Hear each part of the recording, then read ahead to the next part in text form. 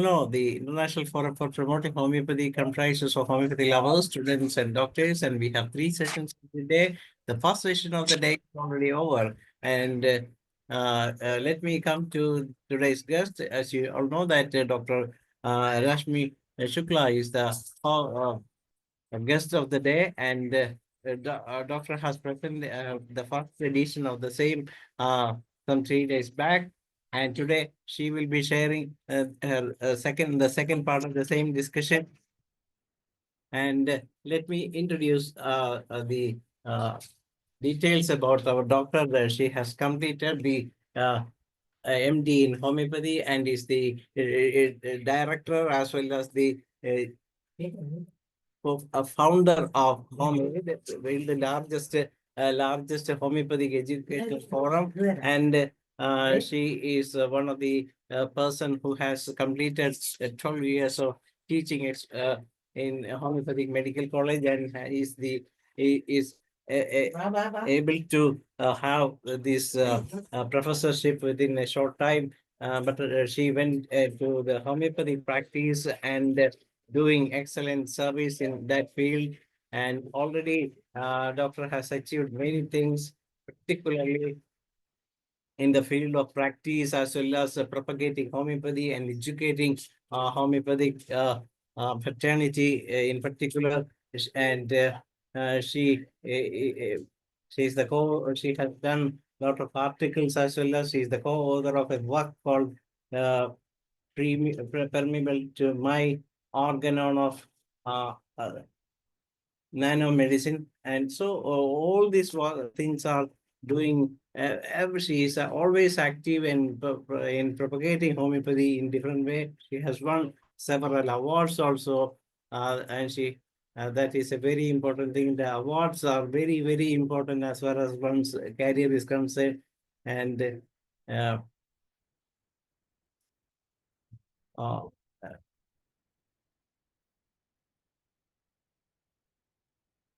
He has participated in very important seminars and attended Liga Medicorum Homeopathic international sessions, and where she has presented papers also. Anyway, I'm not going to spend much time on that. Let us come to the discussion of the day, understanding and explaining futuristic homeopathy part 2. And we proudly welcome Dr. RASHMI Shukla to this session. Welcome, doctor. You can. Yes, sir. Thank you so much, sir. Basically, when you are narrating so many things, but that awards nothing in front of the rewards. That is appreciation by you guys, and having that very exchanging mentality where no one is teaching no one, everyone is sharing information and learning together and growing together. So here seniority and juniority and everything is just dissolved with one mission, that is improving yourself day by day with homeopathy. So thank you once again, Danesh sir. uh, it's an honor to be here. Thank you, Sani sir too. So I think most of people had been there since last when we had our first part. And the first part, because it was an extensive brainstorming. Let me summarize. It was an extensive brainstorming as to uh, the homeopathy and its things are concerned. I hope that my screen is visible. I do expect that my computer audio would also be shared, Yes, hopefully. everything is fine. Everything is fine. So last time, since I took up things on the thing lap desktop, so there was little difficulties in playing every feature of the things. So here I just wanted to say, is it audible? Is it audible? Yes, everything fine. Audible? Okay. Yes. So with this, we are going to go ahead.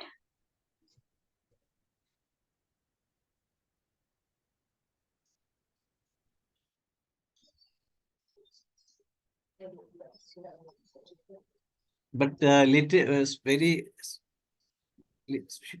sound is very less. Sound is not there. Please raise the volume. It's not audible. Not audible.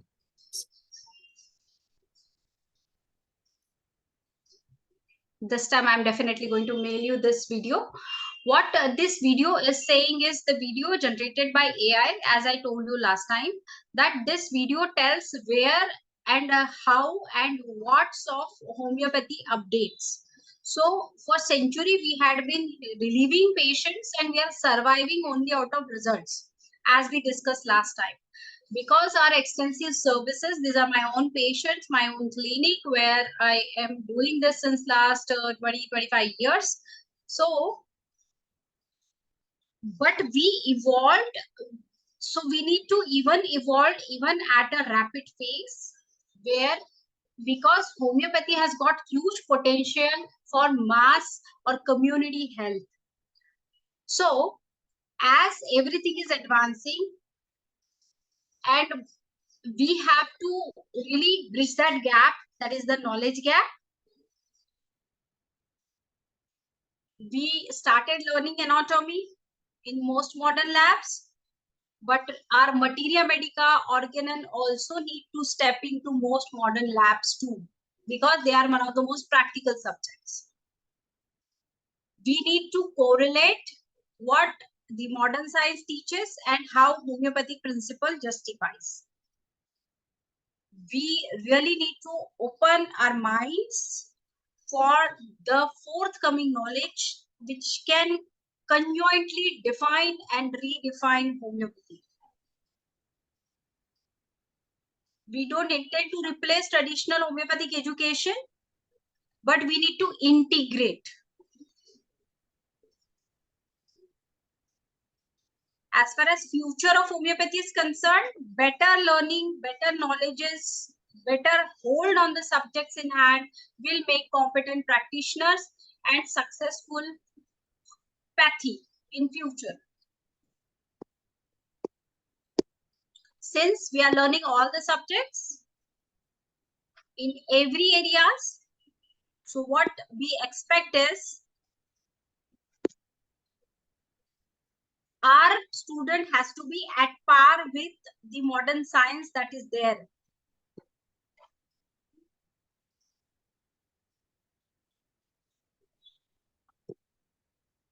Because the clarity and fundamentals cleared for the students will improve a lot when it comes to the service of homeopathy. Where homeopathy is better now? Let's see. Our pathy has been always appreciated for its safety. It hardly kills, it hardly has side effects until we really irrationally imply the same. As far as the standardization of homeopathic pharmacopoeia is concerned, here I would like to raise certain points that as far as pharmacopoeia is concerned, if you see, homeopathic pharma and industry is growing like anything, but that same pharma, and since it is not able to justify what it is teaching or propagating, gradually homeopathy has started taking back step in various countries, because you see Boiron kind of laboratories, you see UK has now disengaged from investing into homeopathy or giving funds to homeopathy. So gradually many European country, as far as the government or pharma support of homeopathy is concerned, it has started rerouting, because many of pharma company has violated the principles of homeopathy. They are practicing what we call homoallopathy. So they are trying to copy allopathy and has created their own big market. But somehow, see, it's going to be a huge debate which I don't want to get into, but somehow somewhere this authentication of all these patents or the other type of practices are still not very fundamentally grounded. So these people or systems have not been able to be really rational. So that's why many of the like it has started creating more and more doubts about the system itself. So somewhere the patents or the pharma companies are only killing homeopathy. They are improving homeopathy too as far as the economy is concerned, but it is killing principally homeopathy. So we really and see here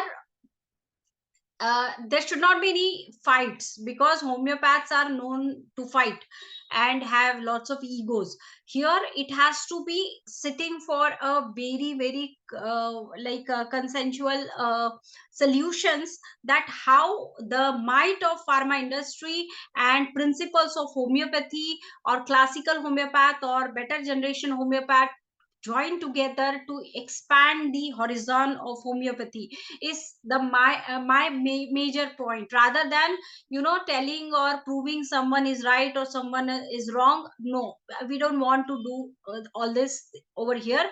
We want to unite everywhere, at least over one word, that is homeopathy. We being homeopath, we have to be united, because uh, if we don't unite timely, we are going to be eradicated any which ways. Everyone knows that. So here,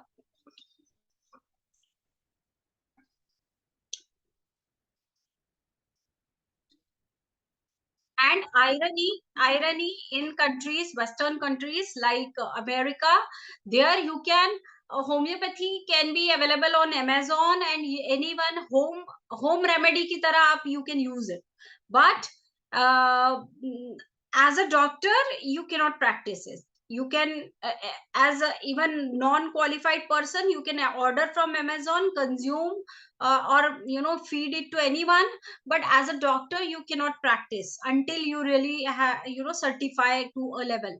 So, and even after having their licensing exams, they are still not entitled for the title doctor, and it is very very shameful. We really need to improve on that front, and there are certain definitely strategies that are going to be there. Now eventually, although born and brought up in a way in Europe, homeopathy, India has become an epicenter of homeopathy. Now from that Ayush system is flourishing like anything, and homeopathy plays a very major role when it comes to creating the difference as far as community health is concerned. So here homeopaths needs to be stand united and come to a common consensus, and that is where the hashtag standardization of the system lies. Until a system becomes standard, there are stipulated SOPs.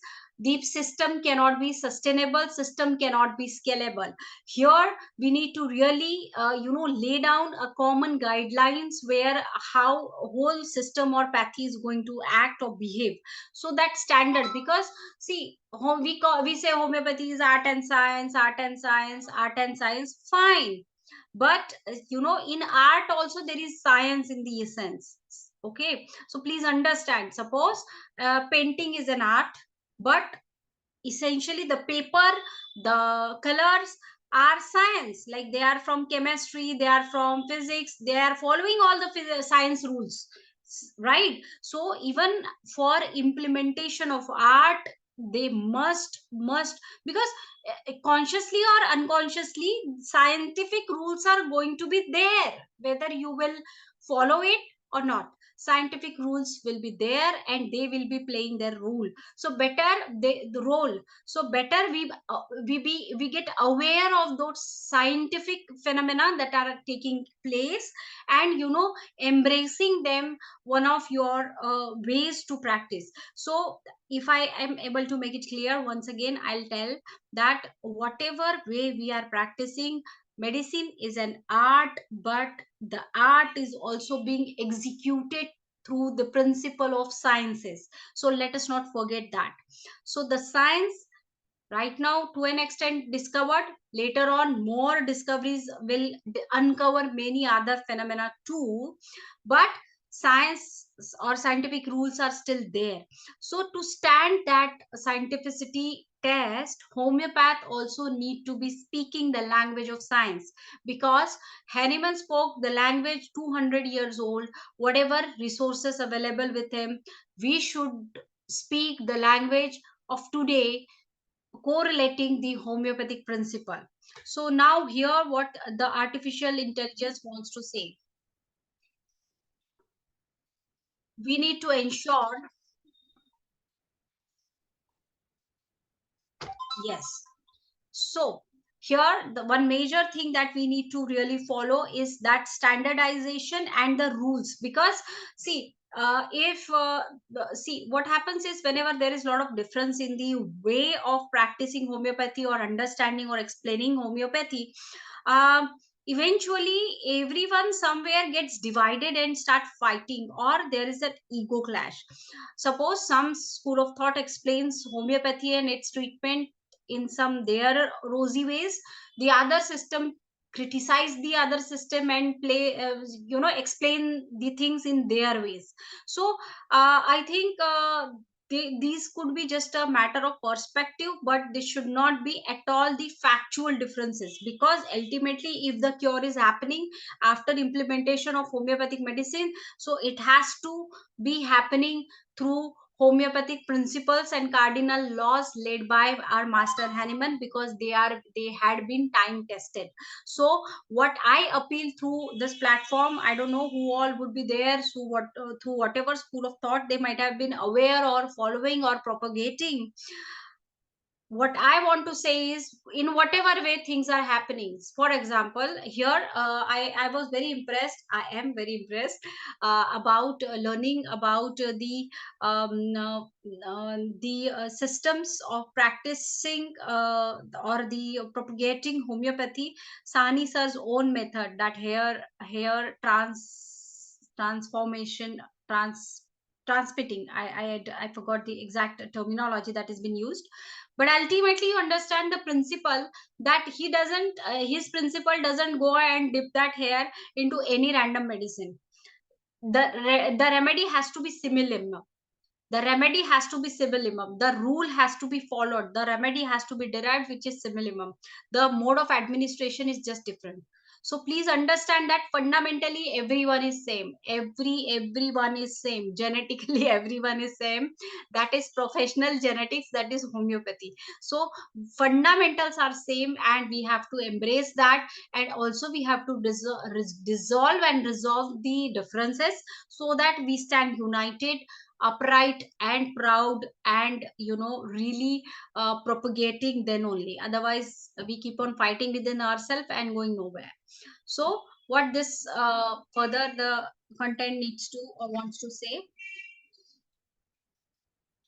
responding to skepticism, this is the only way where we update our knowledge, then only we can.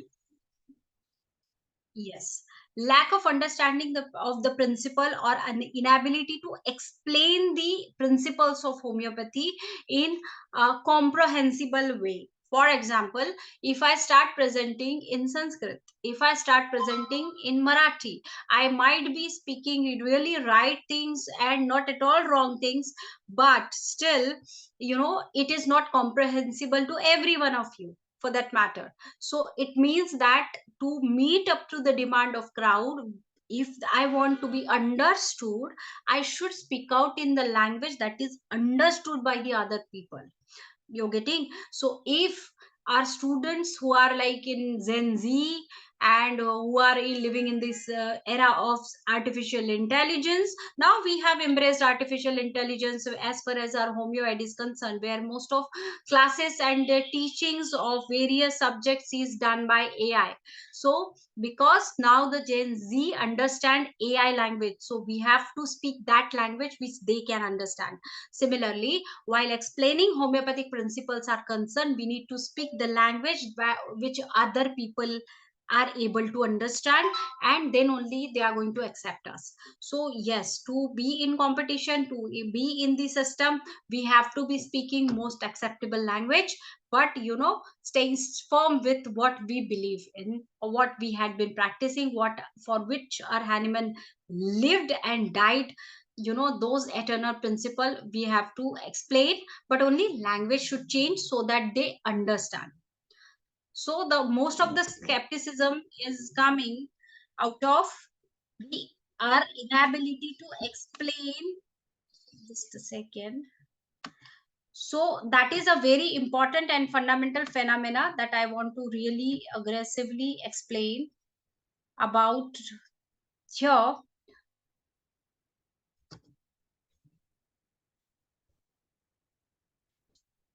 Okay. So ultimately, whole thing goes around how are we going to stand and explain what we believe in. So once again, let me explain just 2 points are left, out of which I want to emphasize over is.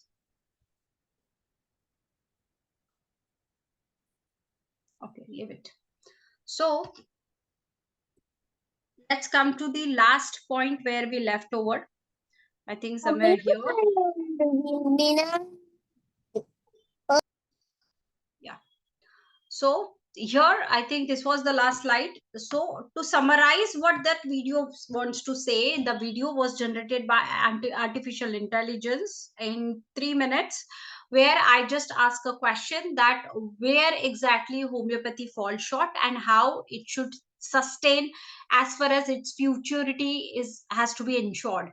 And that this total video is that response of artificial intelligence, that this is where homeopathy need to work. These are the advantage of system, because homeopathy, no other system helps in certain segment like psychology, psychiatry, genetic disorders like autoimmune disorders. No other system helps better than homeopathy. I may sound boisterous, but that's the fact that we are really good in this. But we need to be really scientific and justified while explaining that how it is happening. I cannot go and present that I had a case of rheumatoid arthritis, I gave her Rustox or Nitromur based on her constitutional totality of symptom, and because this Nitromur was similimum but stronger, so it kicked off that disease force, and the patient's health was restored and normal, because that whole nature's law of cure with whatever explanation and example Hahnemann explained. Of course not. I should not and I cannot.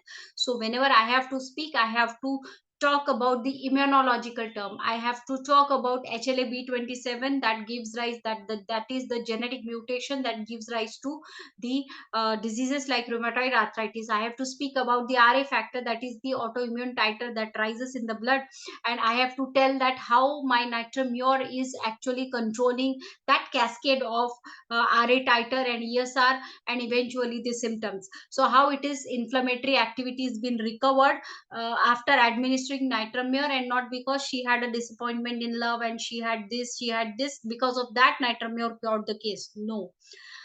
Why I selected Nitromur? Yes, I can tell about her symptoms and where the Nitromur was matching to her. That could be the fair reason that why I selected Nitromur in that case, but I cannot explain or really summarize the thing with, okay, so she was having this symptoms of Nitromur, that's why her rheumatoid arthritis was cured. No, I have to have that justified explanation. Unfortunately, until now there had been very less content that was available as far as homeopathy at a molecular or biological or microbiological level, how the homeopathic medicines are working. There is a good news that the VNIT, that is Vishwesvaraya Institute of technology here in Nagpur, it's very close by to my office, and the its chemistry department has approached me to lay down the research project, where we, in association with their chemistry department, we would like to discover, they said we would like to discover that what happens to the molecules of homeopathy and how that molecules is acting at a cellular level. So in vitro in vivo study, in presence of molecular level, how that is actually what exactly that homeopathic drug molecule is doing in the patient's body was their concern. And we could start that project very soon. So this kind of at a very fundamental research are required to really establish homeopathy in most justified way. So here the knowledge explosion, technology revolution, this was the last slide I think in my last presentation, and which I was summarizing. So I hope that I could add some more points while summarizing the same. So here what we need as far as homeopath, I have covered certain points definitely, but what I would just yes, so this was the last slide of last presentation, where we need to be sharing the information. Who is learning what? The great platforms like this, we are sharing each other's information. Just now we had Deepak sir who was telling that certain conditions has to be handled in certain way, and he was telling how he handled. So this is one of the great way of learning and growing together, because ultimately syllabus khatam karna is more important than patient बच्चों को समझ में आना. So definitely that's a universal educational lacuna in Indian system of education, but ultimately बच्चे को practice तो actual करनी है ना. So here this information say sharing by experienced practitioner will do take us a long way. Specialization, that I spoke last time also, that more specialization, and I loved Dr. Ayer or someone who just in the end who summarized my last session, and he was telling that more specialization has to be coming up, like dermatology. If homeopathy is working well, then we need to have a MD in dermatology. Psychiatry, fortunately we do have, pediatrics they have given, but dermatology is something where homeopathy should really come up as a specialization. Gynecology should be a place where the homeopathy should come up. There are more specialization, specifically rheumatology is the specialization, because homeopathy this articular diseases are forte of homeopathy. Or immunology should be the post graduation that should be launched as far as the homeopathy post graduation is concerned. Dealing with the better informed or well educated clientele is gonna be our challenge, and that's why we keep on refreshing ourselves in various ways. Is somehow really we need to work and keep on refreshing our knowledge, because we grow as long as our knowledge grow. Rest is really myth. So here nanomedicine, telemedicine, the revolution now, technology, involvement of technology in the system of medicines.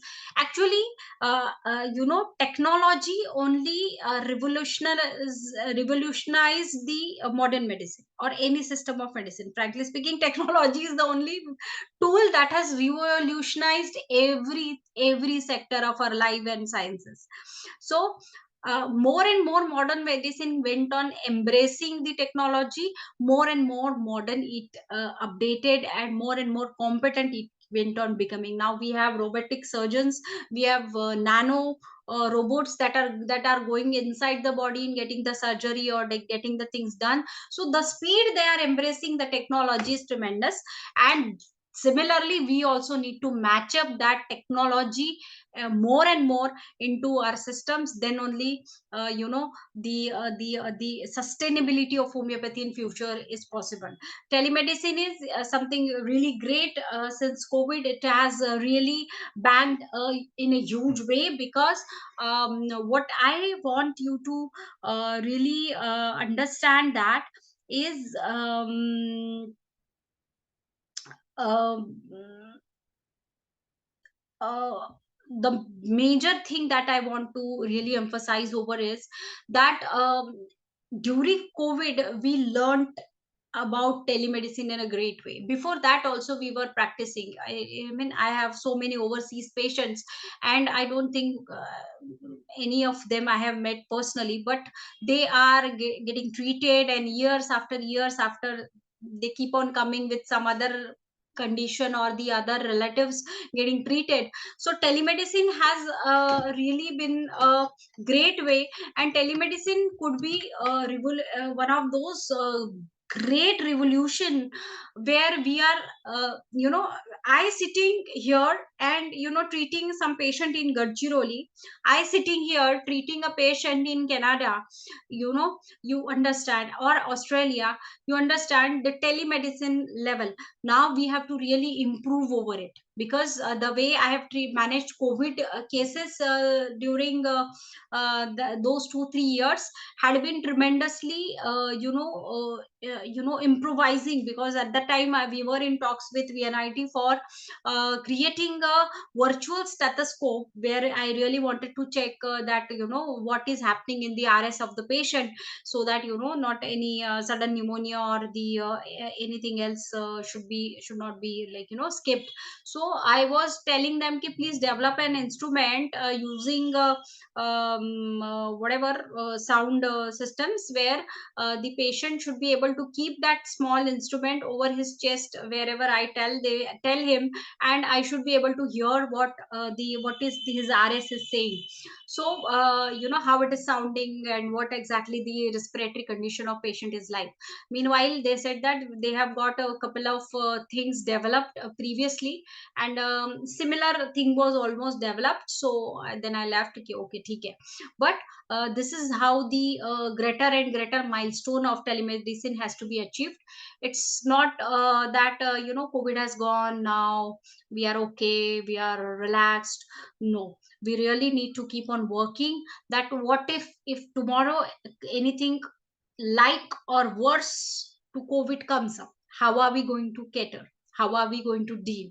So we really have to have, if you want to create the future, your thought should be at least 50 years ahead, what is going to come. So and what we are doing is we are still thinking 200 years older things. So this is the mindset shift that I want everyone to be coming up to, where we have to think minimum 10 to 15 years ahead, that if this things happens, these are the future things that we are arranging for. So nanomedicine, telemedicine, genetic engineering is the known facts right now we do have, but there could be many more things that might coming up, and that we should be really understanding the see, that's how the history why history is important. If we know the history, then we can only plan for future, that what all can come up.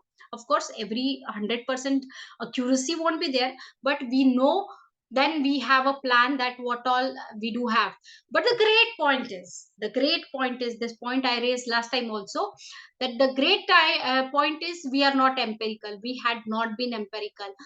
Our drugs 200 years back are still there and they are still acting, and homeopathy has solution for any and every diseases, because it is not diagnostically bind with any titles. So homeopathy works over the individuals, homeopathy has got or got to match with the totality. That's why homeopathy will is and was had always the solution for any disease condition. उस समय में small pox के लिए हुआ होगा, cholera asiatica के लिए हुआ होगा, एंड इस समय में हमने कोरोना पर भी we had a solution. So this is the sustainability of fundamental principle, but the forms can always change, implementation can always change, so does the explanation, because every generation is going to understand the things in different language altogether. So we need to at least in sync with whatever happening around. Genetic engineering is the and cloning, this is the another way that where the sciences have found, because human genome project, I would like most of you to really, all of you to really explore with the human genome project, where human genome project of USA has decoded gene by gene, strand by strand of whole DNA.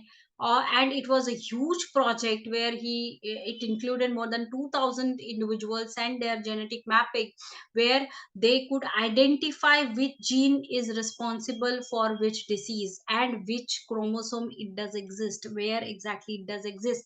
And since they knew Now they have, since then they have identified that what are those parameters representing that particular gene. Because if even if you are having simple fever, you are having flu, you are having any disease, acute, chronic, infectious, non-infectious, every condition need to have your genetic predisposition. You see, there would be people who would never get malaria. There would be people who would never get typhoid. There would be people who would never get tuberculosis even after getting exposed to it, because they don't possess gene of that susceptibility. And now you understand the Hahnemann's concept of susceptibility and predisposition, which is essentially maneuvered by meisms. That whatever meisms the miasmatic constitution the individual will possess, the likewisely he would be disposed and susceptible to particular set of illnesses. So this is what exactly the genetic composition he was talking about. Case taking. Case taking is studying the phenotypic constitution of individual. What we are doing, the kind of color of the complexion of individual, the color of his iris, his hairs, his overall constitution, his tendencies, his behaviors. So that total case taking, if you see, it is a very in-depth understanding of or study of phenotype of the individual. So what is phenotype? Phenotype is the reflection of genotype. That is external reflection of genotypes. Means whatever genetic constitution or composition that individual has, it is going to be reflected in the phenotype of the individual. So what are exactly the target or the purposes of case taking? We are trying to understand the phenotype so that we map the genotype. Understand this. So the total case taking, when people say that अरे यार तुम्हारे homeopathy में तुम इतना लंबा लंबा history लेते हो, इतना सवाल पूछते हो, इतना वो करते हो, तो उनको बोलो कि यही स्टैंडर्ड तरीका है, हम सही कर रहे हैं, the others are doing wrong. the other people, because उनके हचिसन के क्लिनिकल एग्जामिनेशन में word by word homeopathic case taking लिखी हुई है. any book of medical examination you see, they will have essentially the detailed case taking as narrated by Hahnemann. So what it is exactly mapping the phenotype. So genetic engineering. Now the modern medicine will argue that genes cannot be replaced. Once you have the disease, you are going to have it. I have so many cases of connective tissue disorder, SSS, seronegative spondyloarthropathy, even rheumatoid arthritis, where we all have, for that matter, where there are genes HLA-B27 positive. Also there is a gene of rheumatoid arthritis, but once the patient gets treated and responds, then he will not have, thenceforth he will not have the symptoms of rheumatoid arthritis or articular illness. But he would, or he, of course he would, he would have gene, but the genes will not manifest.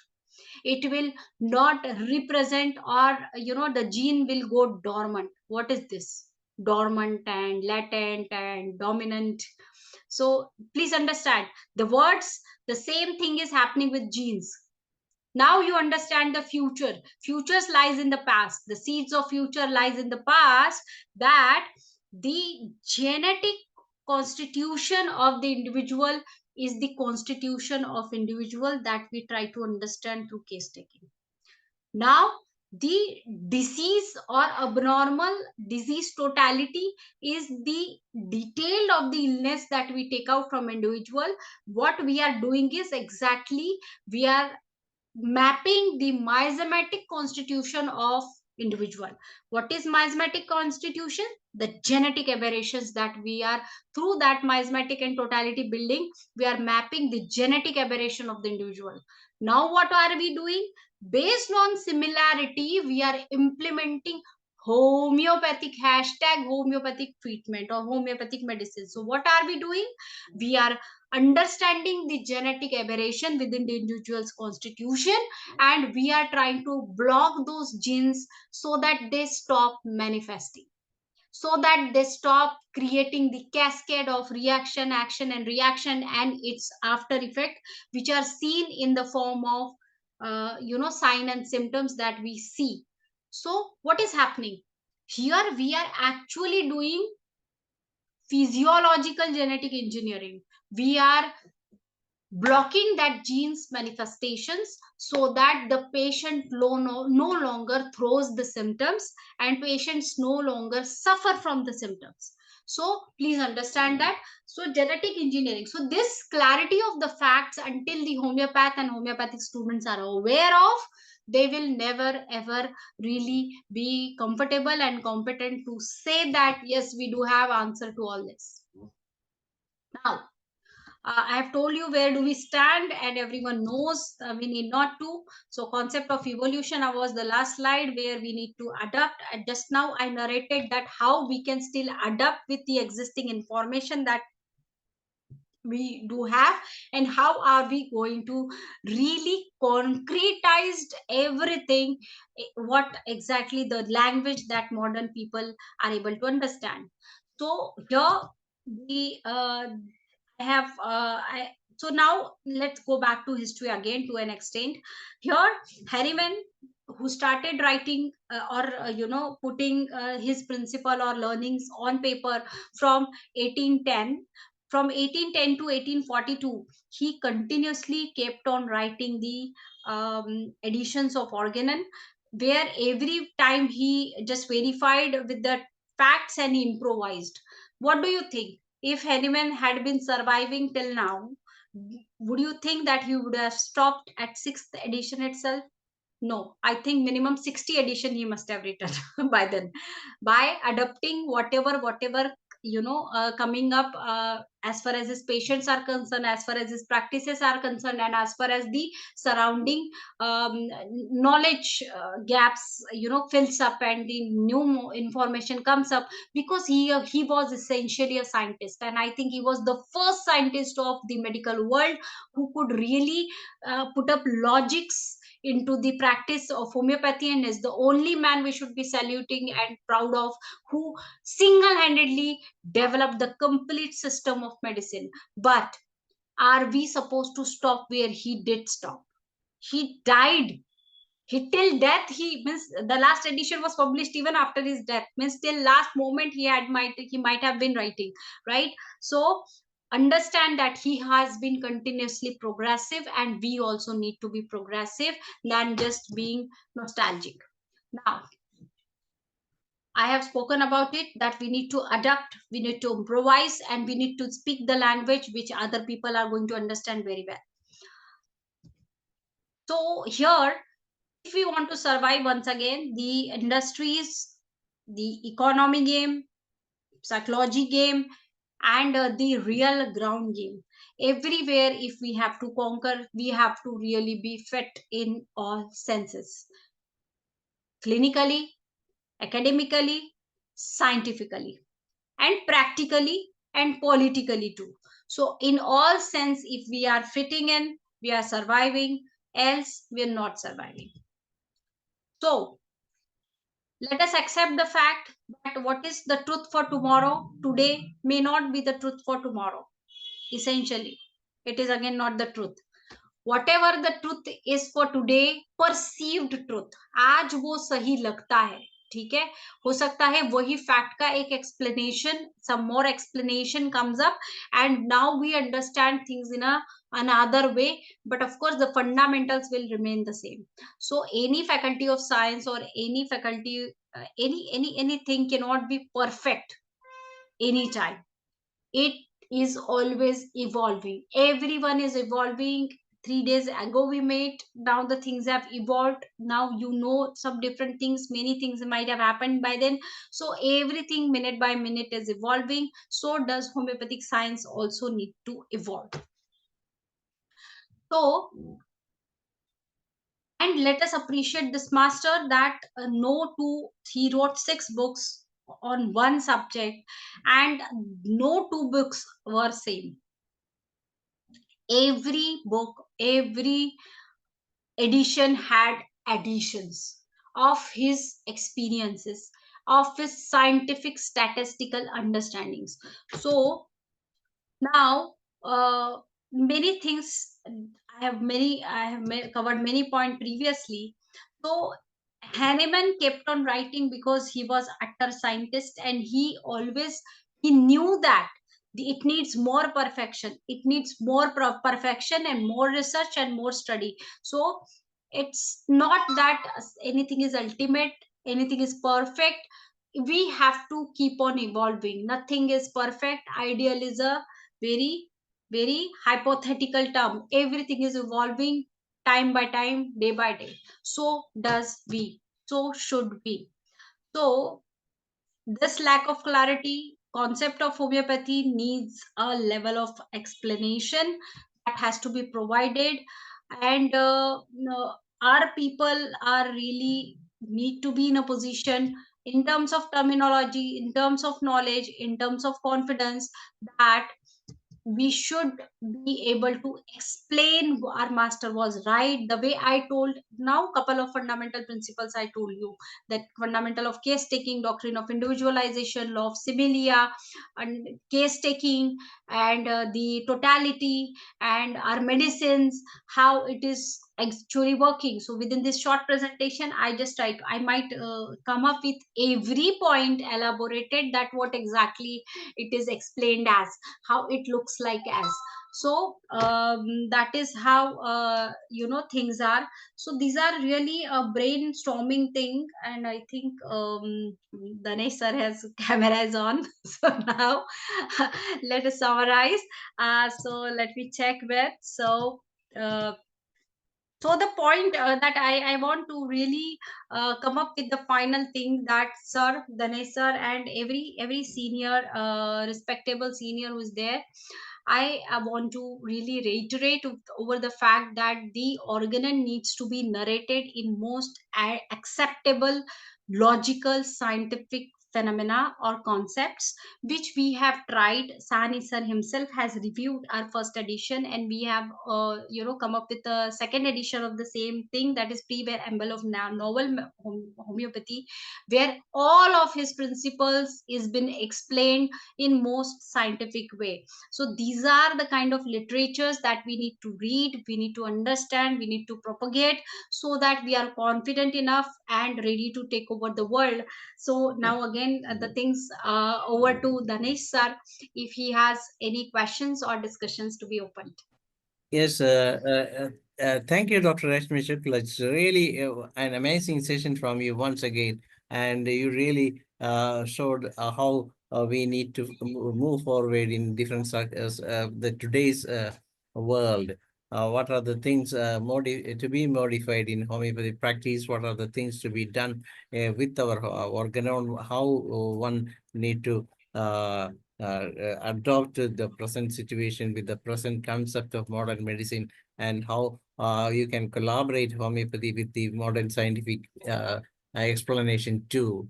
Anyway, we hope that we can have more presentation on the same subjects, so that we can make people aware about what is homeopathy is all about, and how it was evolved, and how why it is scientific, why the purest we can call homeopathy as the purest science in the world, because there is no change in the basic concept, even though we are adding additions to that only. But no, the present scientific world believe that change is the thing that required to become a fact, to become scientific. But homeopathy principles are still there without any change. That's why they are calling the homeopathic science as a pseudoscience, maybe, or sometimes our mechanism of medication and mechanism of the administration of homeopathic medicine may be the reason why they are calling it. But it is the pure science, just like anything, I must say.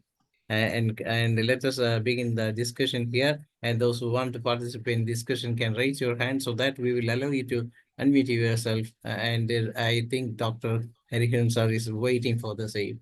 Yes, sir. Those who want to participate may please raise also your hand. Yes, welcome, Hariharan doctor.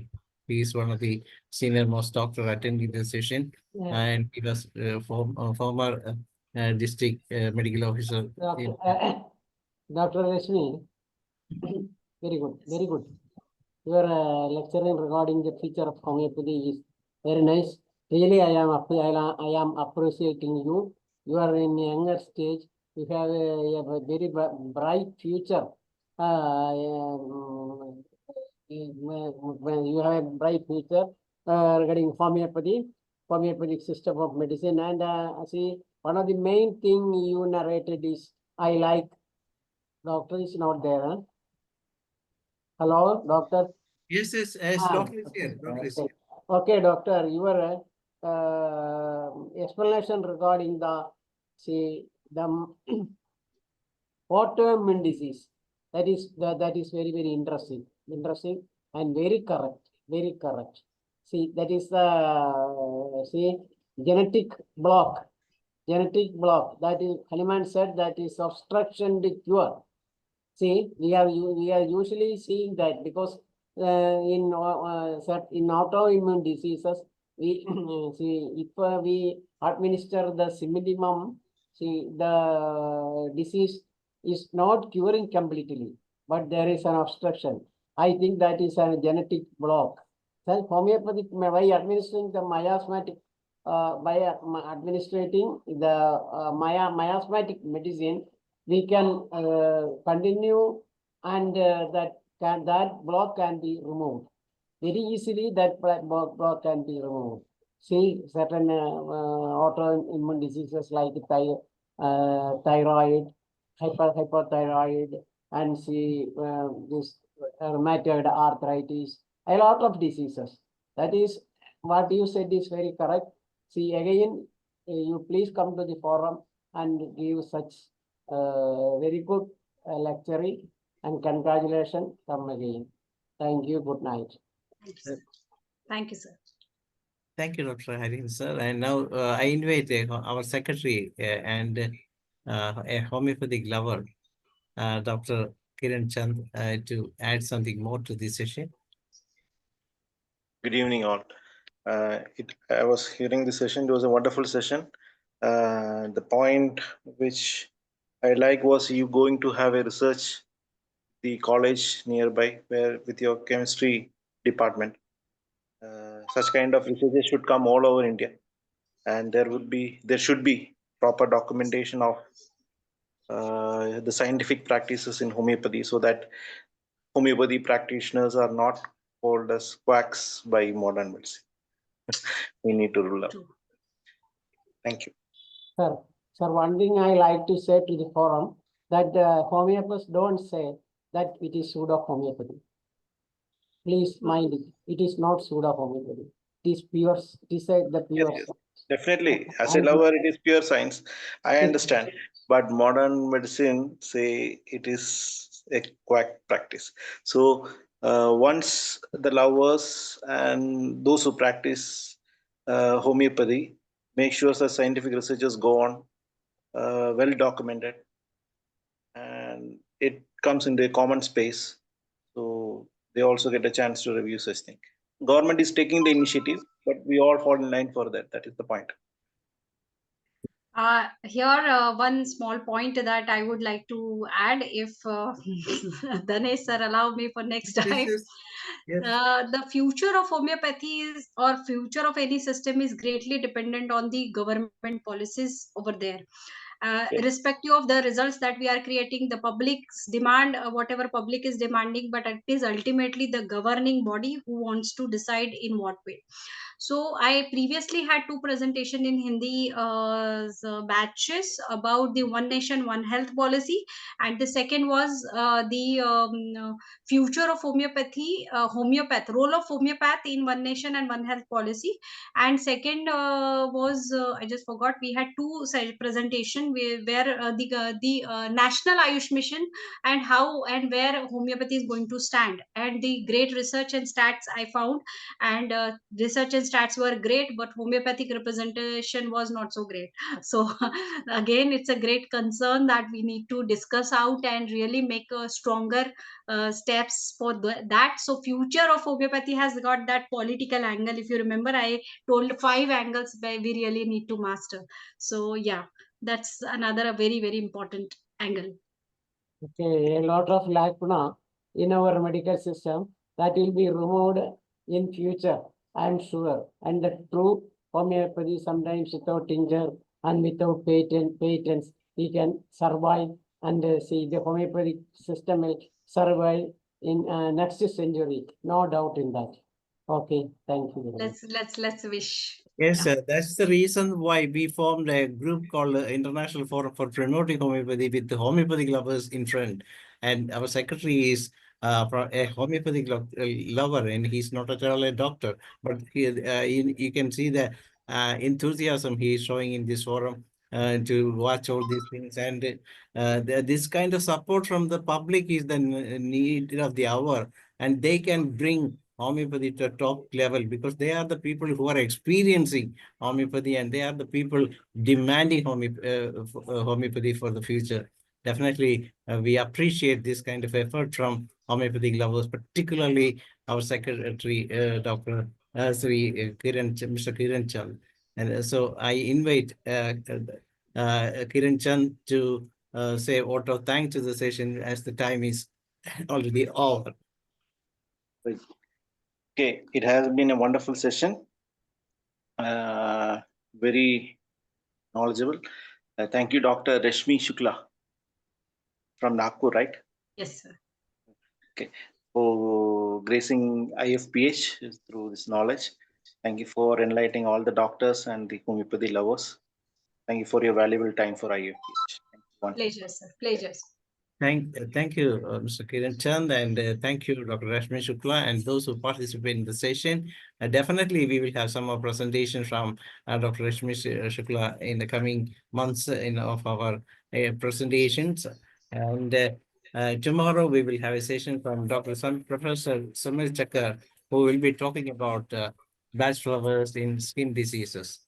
Thank you all. Good night. It's over to Dr. Mariama John.